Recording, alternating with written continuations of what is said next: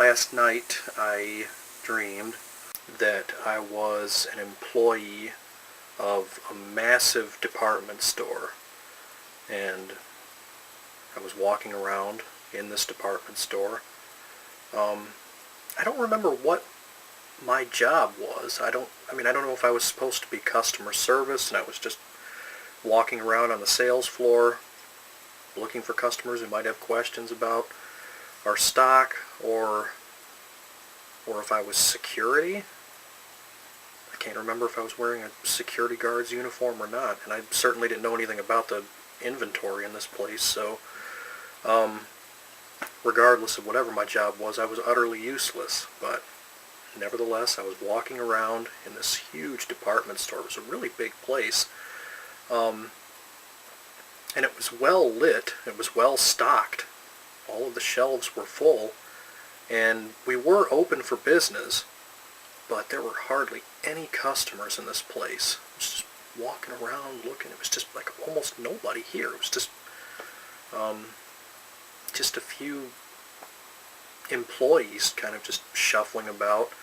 I walked around for a while, and eventually I walked back to the women's clothing department, and I walked up to the service desk / layaway counter, and no one was there, but I knew that fellow YouTuber KayleighKill was supposed to be working behind this counter, and I heard these noises emanating from one of the nearby aisles. It was like doo doo doo doo doo doo. It sounded like a retro video game, and so I say, "Kayleigh, are you around?" And she emerges from around a corner. She'd been playing this little handheld video game in one of the aisles because she was bored. There were no customers around. She said hello and continued to play the little handheld video game. I don't know. I think it was a Nintendo DS. And she walked back behind the service desk counter, and I'm leaning on it, and she continues playing, and just small talk. How you doing today? Yeah. Another boring day. And eventually, this guy that I do actually work with in reality, he came into work, and he was a cashier in this department store, and he walked up to the service desk counter that Kayleigh and I were having our little boring, mundane discussion at, and he was counting his cash drawer before he was going to go up front and ring register. He's counting his bills. I say hello to him. He says hello back, and I say to him, because I know that he's studying medicine in college, I say to him, I've had this problem lately. Every time I burp, yellow gas comes out of my mouth. I mean, what?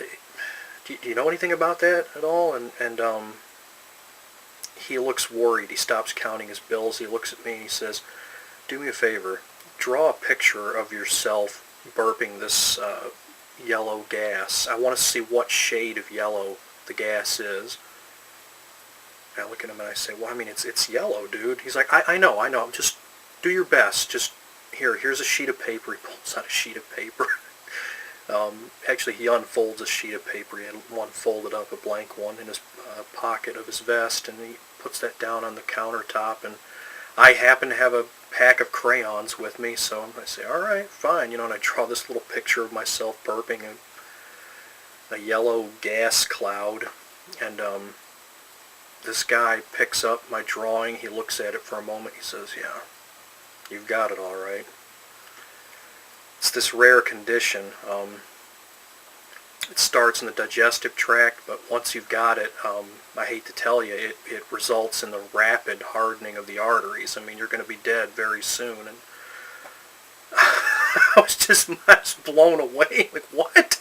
I guess it's funny. I didn't think it was weird to be burping yellow gas, but I mean, this news that I was going to die soon because I was burping yellow gas really hit me hard, and he assured me that he knew what he was talking about. I mean, again, dude, remember, I'm taking medicine at community college, and all right, dude, I said, dude, that's enough. I don't want to hear any more about this. I don't want to be thinking about this. I'll go and see a doctor about it, but don't tell me any more about what's supposedly going to happen to me. I don't need to be, I'm anxious enough. I don't need to be worrying about that too.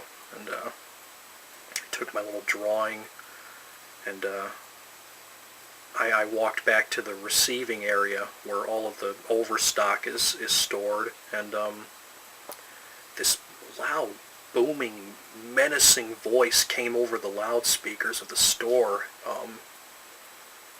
And it was just berating me. It was whoever this person was. It was Josh, and using my first and last name.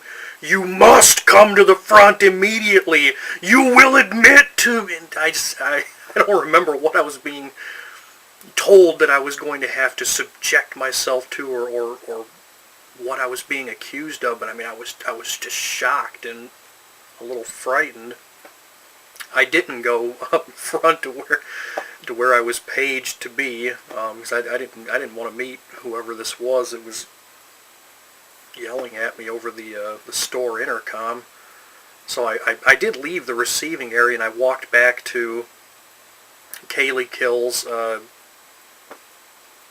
women's clothing department customer service / layaway counter, and she wasn't there again, and I heard the noises coming from one of the aisles, just like she's playing her video game in one of the aisles again. And I remember thinking, God, they have cameras in this place. I hope she doesn't get fired for not at least staying at her post. But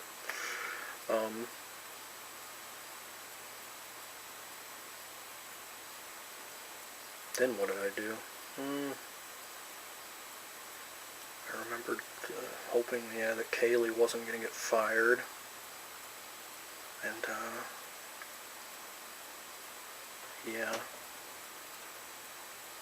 guess that's it. Yeah, that's all I can remember. Yeah, that's right. The voice came over the store intercom again, berating me, and then my alarm clock started beeping, and I got up and went to work. God, I felt like crap at work today. Got 3.5, maybe 4 hours of sleep. This had been like the third consecutive night where I had gotten an unacceptably small amount of sleep.